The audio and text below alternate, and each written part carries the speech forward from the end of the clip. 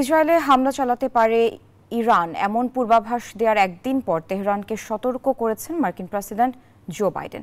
জানান, ইসরায়েলে হামলা হলে বসে থাকবে না যুক্তরাষ্ট্র।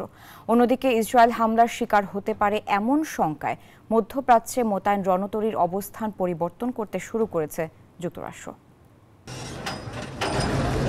এপ্রিলের শুরুতে সিরিয়ার দামেস্কে ইরানি কনসুলেটে ইসরায়েলি বোমা হামলার ঘটনায় পাল্টাপাল্টি হুমকির জেরে মধ্যপ্রাচ্যের আকাশে অশান্তির মেঘ। ইসরায়েল গাজা যুদ্ধের মতো মধ্যপ্রাচ্যে তৈরি হয়েছে আরেকটি যুদ্ধের শঙ্কা।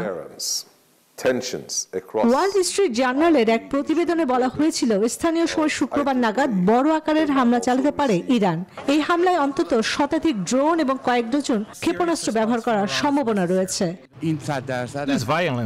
ইসরায়েলে হামলা চালাতে পারে ইরান এমন পূর্বাভাস দেওয়ার একদিন পর এক শব্দে ইরানকে সতর্ক করলেন বাইডেন। স্থানীয় সময় শুক্রবার সিবিএস নিউজকে দেওয়া সাক্ষাৎকারে বাইডেন বলেন, তেল আবিবে কোনো হামলা নয়। আমরা ইসরায়েলকে রক্ষা করতে প্রতিশ্রুতিবদ্ধ। এই রাষ্ট্রটির রক্ষা করতে আমরা অবশ্যই সহযোগিতা করব এবং ইরানের ইসরায়েলে হামলা সফল হতে পারবে না।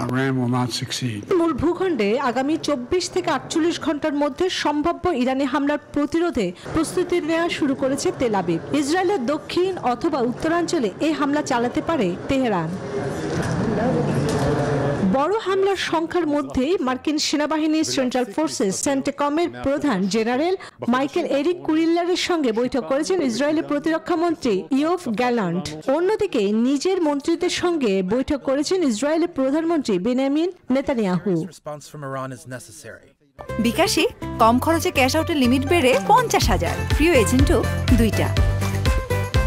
এদিকে যুক্তরাষ্ট্রের অন্যতম মিত্র ইসরায়েলে হামলার শিকার হতে পারে এমন সংখ্যায় মধ্যপ্রাচ্যের মোতায়েন মার্কিন রণতরী প্রস্তুতির অংশ হিসেবে অবস্থান পরিবর্তন করতে শুরু করেছে। হোয়াইট হাউসের জাতীয় নিরাপত্তা উপদেষ্টা জন কির্বি জানিয়েছেন, মিত্র ইসরায়েলের উপর ইরানের যে কোনো হামলা রুখে দিতে পুরোপুরি প্রস্তুত মার্কিন বাহিনী। তবে তিনি মার্কিন বাহিনীর স্থান পরিবর্তন বা কোন পথে এগুচ্ছে তা খোলাসা করেননি। চন্দ্রানী চন্দ্রা, নিউজ 24।